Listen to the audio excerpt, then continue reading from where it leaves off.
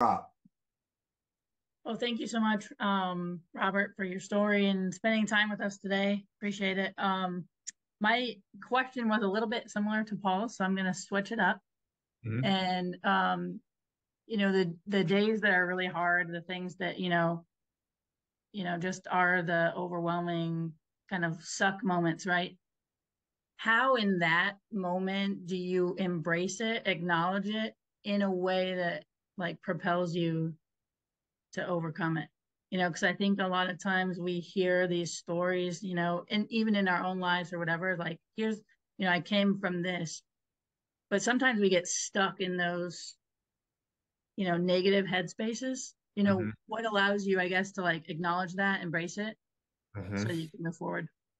Yeah, it's all comes down to perspective for me. I think perspective is the key to resilience. It's the key to happiness. If we go around and kind of if we did a study on like people's happiness levels, it's probably not based on their circumstance. I mean, there's a lot of people who are chilling on the cliffs of Malibu in a mansion, who aren't fulfilled in their life and might not see happiness. So it's not, but we can go to some, other people and in third world countries who do have a smile on their face and they are happy. And it's like, what's the difference here? Well, I mean, what's the key?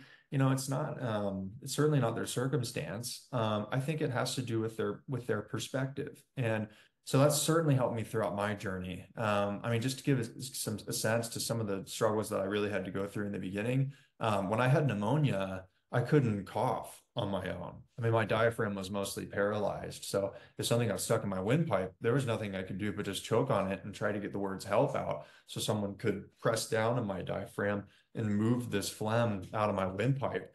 I mean, it was every 3 hours that someone would come in to do a breathing treatment. That would last on the short end at 30 minutes, on the long end to 3 hours, at which I would start another one of those breathing treatments right into it. Every 2 hours, someone would have to come in to move me in my bed so I didn't get bed sores. And roughly every 1 hour, someone would come in to check on my vitals. I mean, I didn't sleep. I was lucky to get like 20 minutes, 30 minutes here or there. I mean, death was really with me in that room, just waiting for me to quit. But I got through it. So when I'm like having a tough workout, I remember I was walking around. This was a couple of years ago, and my mom was behind me, just spotting me, making sure I'm okay.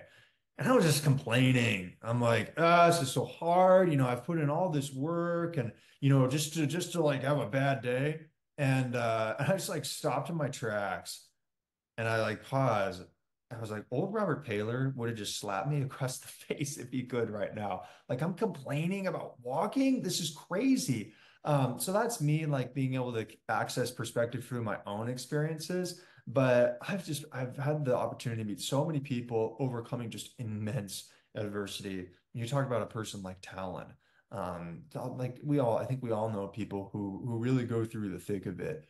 And I look at kind of what I'm going through compared to what they're going through and just think, remind me not to complain about anything ever again.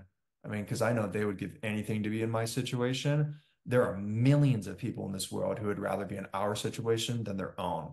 So that's where I've tried to really continue to use this phrase of compared to what in my life. Like I'm really tired, but compared to what?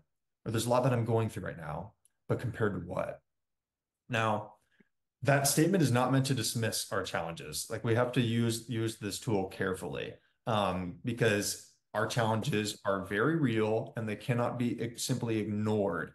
I think this saying just helps us put it down into perspective. It helps us realize that what we go through is overcomable. That saying of compared to what is meant to be very empowering to realize there is so much we have in our life. There is so much we can do. There's millions of people who would give anything to have what we have right now. Let that build some excitement and build some opportunity in your life and some gratitude for what we do have, because we are all so blessed. And there's always someone who has it worse. So that perspective, both in our own experiences and through others' experiences, is I think something that's really, really important to just never lose sight of and really helps us to keep moving forward when we're having a tough day. Compared to what? I'm a guy with zero tattoos. I